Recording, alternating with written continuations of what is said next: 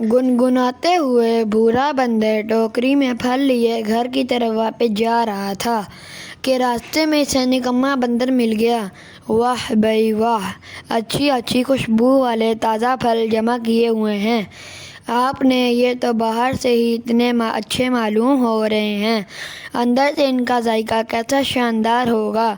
निकम्मे बंदर ने फलों की टोकरी ललचाई नज़रों से देखते हुए कहा। अरे भाई, बारिशों के बाद तो जंगल में हर तरफ फल फ्रूट ताज़ा हैं। सारे जानवर आज कर इन्हें खा रहे हैं और जान बना रहे हैं, लेकिन तुम्हें इतनी हैरत क्यों हो रही है और तुम इतने कमज़ोर क्यों हो रहे हो? बूढ़े बंदर ने कहा। तुम्हारे सवाल का जवाब इसमें है, निकम्मे बंदर ने अपनी टोकरी से पत्ते हटाते हुए कहा।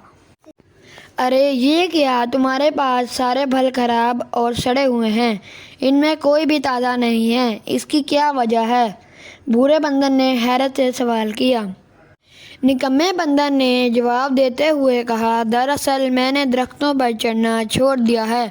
ऊपर चढ़कर मैं खुद को तकलीफ में नहीं डालता। फिर तुम सब ये कहाँ से जमा करते हो? बूढ़े बंदर ने पूछा।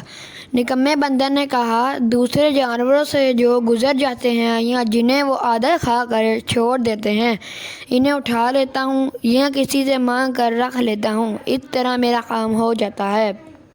अच्छा, तो तुमने मेहनत करना छोड़ दी है और भिखारी बन गए हो, जो ख़राब और दूसरों के बचे कुचे और फेंके हुए फल खा रहे हो। बूढ़े बंदर ने अफसोस से कहा। मेरे भाई, दरअसल मुझसे मेहनत नहीं होती, आप चाहे इसे जो भी नाम दो। निकम्मे बंदर ने काहली बताने के बाद फल मांगते हुए कहा, आपकी टोकरी ताज़ा फलों से भरी हुई है, मुझे कुछ ताज़ा फल दे जाओ ताकि आज मैं इनको खा सकूं। ये मुझ पर आपका बड़ा एहसान होगा।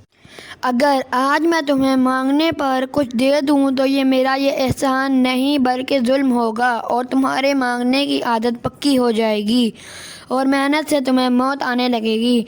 तुम्हें चाहिए कि मेहनत करो और दूसरों से मांगना छोड़ दो। ये कहते हुए बूढ़े बंदर ने अपनी टोकरी उठाई और कुछ बगैर कुछ दिए हुए वहाँ से चला गया। प्यारे बच्चों, दूसरों से मांगने और सवाल करने की आदत बुरी है।